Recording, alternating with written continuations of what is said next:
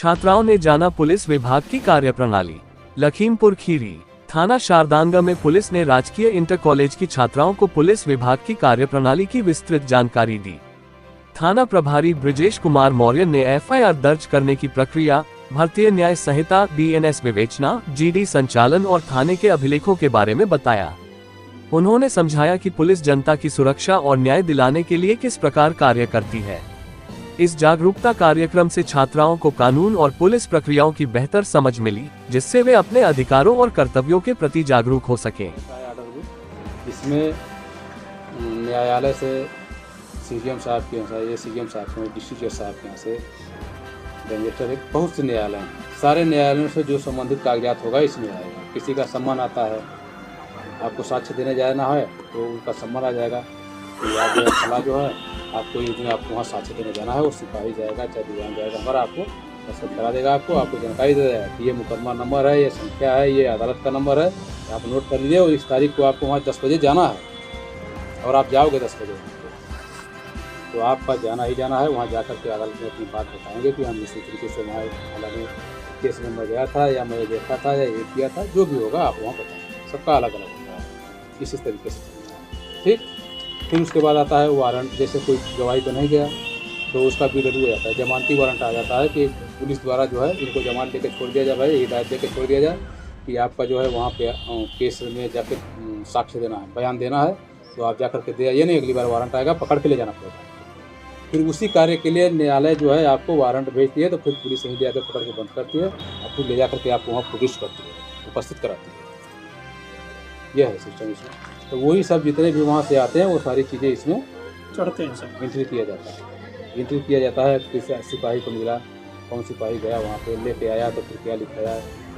तो ये कभी कभी आप नहीं हो तो आपके पिताजी को, आपके घर वाले को जिसको गवाही देना है अच्छी है, तो उसको बता दिया जाएगा भैया आप जो है 13 तारीख को बता दें, इसी तरीके से ठीक। आगे बात समझ में और कुछ जाने की इच्छा बताओ।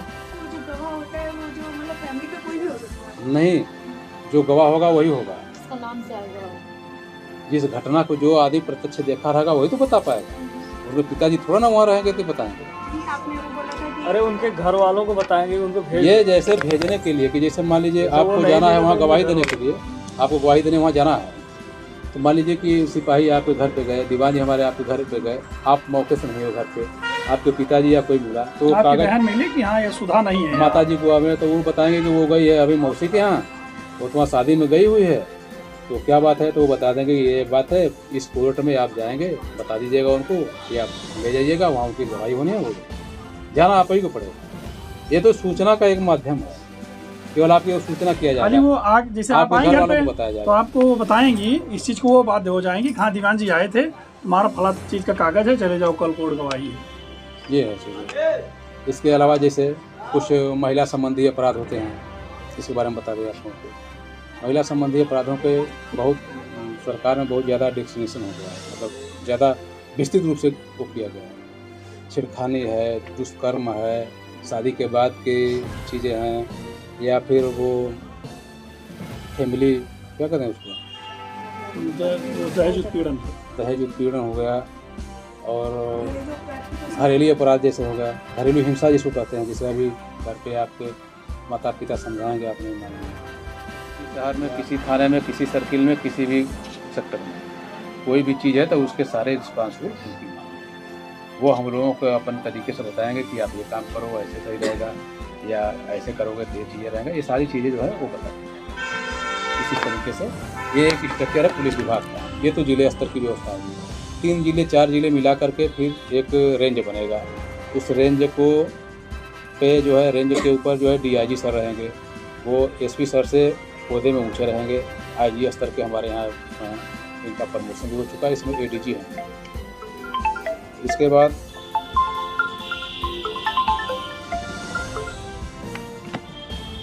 फिर रेंज के बाद आ जाता है जोन। जैसे अपना लखनऊ रेंज भी है और जोन लखनऊ भी है। किसी किसी जगहों पे रेंज नहीं है, उसके बाद जोन लखनऊ में समाहित हो गया है। 3 रेंज 2 रेंज मिला करके एक जोन बनता है। इसी तरह से पूरे जोन 6, 7, 8 जोन मिला करके एक यूपी का पूरा एक उत्तर प्रदेश पुलिस का पूरा स्ट्रक्चर कहा जाता है। उसमें हमारे डीजीपी महोदय, डायरेक्टर जनरल ऑफ पुलिस, ये हमारा ये स्ट्रक्चर है, एक सिपाही से हल्के से लेकर के और डीजीपी साहब। क्लियर हो गया आपको? थाने की जैसे कुछ चीज़ें आपको नहीं जानकारी होंगी, उसके लिए मैं बता दूँ। कुछ रजिस्टर्स हैं, कुछ शिकायतें हैं, समझिए। इस समय पहले शिकायतें लिखित दर्ज होती थी, अब कंप्यूटर पे दर्ज होता है। एक जनरल डायरी चलती है थाने में। जनरल डायरी में यह है कि पुलिसकर्मी कहाँ जा रहे हैं, आ रहे हैं तो क्या बता रहे हैं, क्या शिकायतें हैं उनकी, या क्या समस्या बता रहे हैं, या क्या सॉल्व करके आए हैं, वो चीज़ें इसमें एंट्री करें। और दिन भर की पूरी चीज़ें, 24 घंटे की पूरी चीज़ें उस पर अंकित हो जाएंगी। किस समय कौन आया, आपकी शिकायत कब आई, वो एंट्री होगी। आपके बाद कोई आया, उसकी एंट्री होगी। और जो जाएगा उस शिकायत को जांच करने के लिए, वो उसकी एंट्री होगी। वो जाएगा, एंट्री करा करके फिर आएगा तो अपनी एंट्री कराएगा। जनरल डायरी इस प्रकार से वो 24 आवर चलती रहती है। ठीक है। इसके बाद आता है FIR लिखने की प्रक्रिया। FIR भी अब ऑनलाइन होना है और CCTNS से चल रहा है। ठीक है। आपका कोई भी शिकायत है, चाहे कुछ भी है, FIR कराना चाह रहे हैं, तो वो आपको कंप्यूटर पे अब वो पंजीकृत होगा। अब कंप्यूटर की कॉपी निकल के आएगी और आपको दिया जाएगा। अब पहले वो होता था हाथ से लिख करके दिया जाता था, अब हाथ से लिख के देना नहीं, वो कंप्यूटर में टाइप होगा, कंप्यूटर से टाइप होकर के वो कॉपी निकल आएगी। आप अपनी शिकायत आप उस पर देख सकते हैं और जान सकते हैं कि क्या हमने लिखवाया है और क्या लिखा गया है। ये वो सब एकदम क्लियर रहेगा। वही चीज़ रहेगी जो उसमें धाराएँ बनती है, बिगड़ती हैं, जो चीज़ें वो सब आपको पता है। ये सब चीज़ें, ये इतना तो थाने से संबंधित हो गया।